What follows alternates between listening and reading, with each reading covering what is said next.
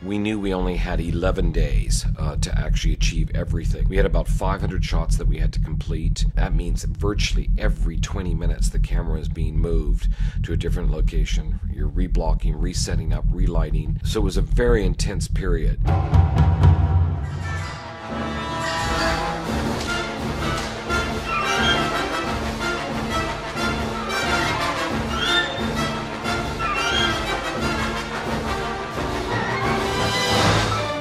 Traditionally on Star Wars, the three I've done, you know, we do the main principal photography and then we come back to tidy up either plot points or shots that we've missed, and in some cases performance that doesn't fit. I remember my favourite reshoot was in on episode 1.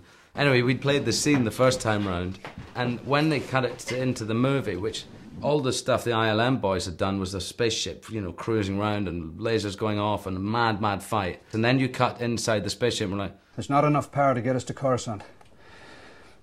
The hyperdrive is leaking. The hyperdrive generator's gone, master. And he was like, oh, well, we better get a new one, blah, blah. And the performance was completely out of place. It didn't match at all. So we had to amp it up. There's not enough power to get us to Coruscant. The hyperdrive is leaking. Well, and then there'll be a bunch of other things, but it's basically that shot right there. George likes to go through the evolutionary process of telling a story. And what I mean by that is he likes to come up with a general idea, then he likes to refine it and keep on refining it. Okay. Do you want to go back at all? Back? There is no back. There's only forward. More than any other movie I've worked on, we're changing and reinventing the story as we go.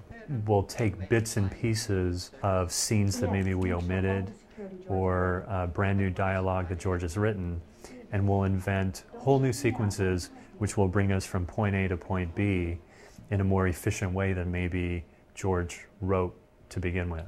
It's very hard on a piece of paper in a script to get the full essence of what's going to actually happen or how that's going to work on the screen or not work on the screen. And so what I like to do is just accept that fact. When I actually see the thing play out on the screen, I'm going to come up with other ideas about how to tell the story or where the blank spots are or things that aren't necessary that I can cut out, which is a normal editing process. I just take that to the extreme. Twist this whole thing so that they're running this way. He loves to be able to find out the things that he didn't achieve when he was shooting principal photography, and then he likes to take advantage of it. This is where we are right here. Yep. This is him starting off again, okay. But this is a continuation of that. Yeah. Although I think we'll be slightly... You're looking for those ways to be able to open up a scene, do a little bit of surgery, but make sure that everybody looks exactly what they did a year ago, and it's very challenging. It's a lot of fun to actually try and pull off. There it's clearly with my right, but I think there's like a close-up shot or something I just saw where I'm holding it with my left hand. Well, it landed with it in your left hand, and we go forward. A couple of these pickups that we did in the fight scenes were to cover a place where the action had been shortened. See, they've just hit like this. So then you've got a little bit of a continuity gap to bridge there, where when we last saw Anakin, he's in this position and he's got his lightsaber in his right hand. Then when we're cutting to him, his hands are down here and he's got both hands on his lightsaber. Okay, stop. Guys, come here and look for a second. The great thing about high-def technology is that you can have the actual image as you shot it right on this day that you're shooting, and you can actually cut into with the new footage to make sure that it matches perfectly.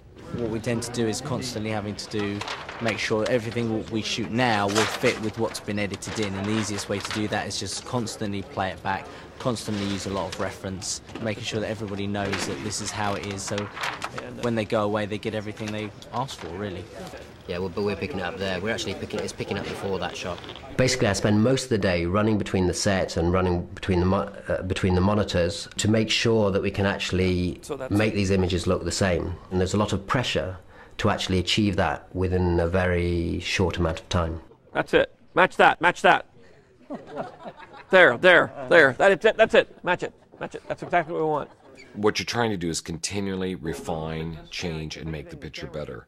And it is his way of actually trying to make the best possible film that he can. George said something really interesting while we were doing the pickups. I was sort of commenting on how we were shooting lots of little bits and pieces. There were like almost no meaty scenes. It was, I need you to kind of walk out, stop, look to your left and right, and then walk forward. And I had commented about that to George, and he said, you know what, this is actually one of my favorite parts because I'm getting all these pieces that kind of fill the holes.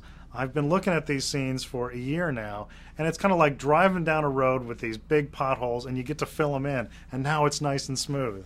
We actually did end up right on the last day shooting our 500th shot, and it was great. It was just it was a really good experience for everybody. It was very intense, very focused, but it was a lot of fun. And cut. Cut there, cut. Beautiful. Okay. Cut, print, wrap. End of the movie. Thank you, everybody.